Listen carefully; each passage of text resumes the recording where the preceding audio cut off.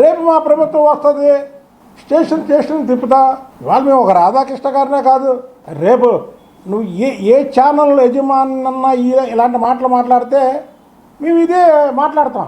పత్రికా స్వేచ్ఛ ఇంకేముంది?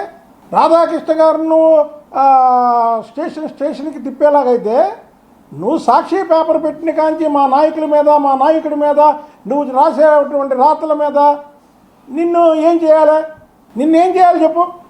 దానికి సమాధానం చెప్పి రాధాకృష్ణ గారిని స్టేషన్కి తిప్పుతావో లేకపోతే ఏం చేస్తావో వచ్చి ముందు దీని మీద నువ్వు సమాధానం చెప్పు. అంటే పత్రికలకి స్వేచ్ఛ లేదా? నీ ప్రభుత్వంలో ఎలాగా ప్రజలకు స్వేచ్ఛ లేదు. నువ్వు రాష్ట్ర ముఖ్యమంత్రిగా ఉన్న టైంలో ఎలాగా ప్రజలు ఇక్కడ మాట్లాడడానికి భయపడ్డారు. సోషల్ మీడియాలో ఏదన్నా చిన్నగా ప్రభుత్వానికి వ్యతిరేకంగా పోస్ట్ పెట్టినా సరే తీసుకెళ్ళి వాళ్ళని లాఠీలతో కొట్టించావు.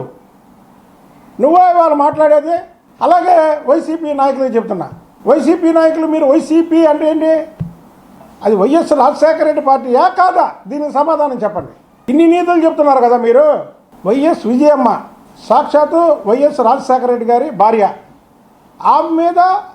ఆమె మీ మీద లేఖ రాసింది.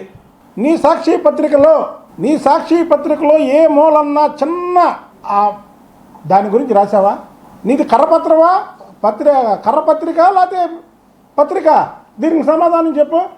ఇవాళ మహిళల గురించి చెప్తున్నారు మీ నాయకులు. ఇదే సాక్షి పేపరు చీఫ్ అయినటువంటి భారతిరెడ్డి గారు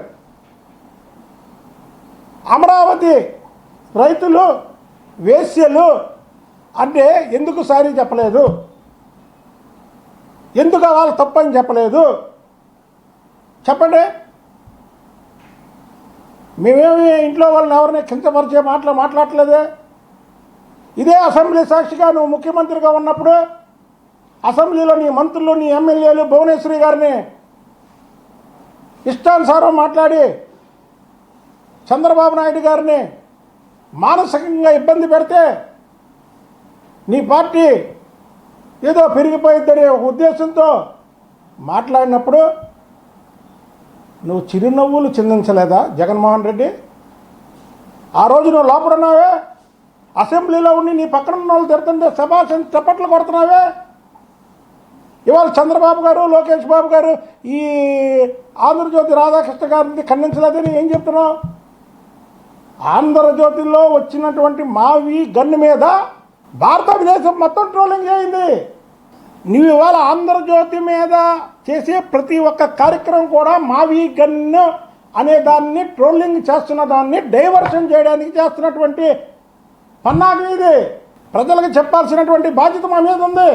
నువ్వు సాక్షి పేపర్ నడుపుతుంది నీ సొంత చెల్లి ఏ చీర కట్టుకుందో కూడా విమర్శించావే.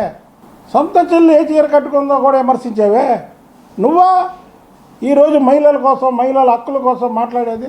Please subscribe to Leo news for more videos.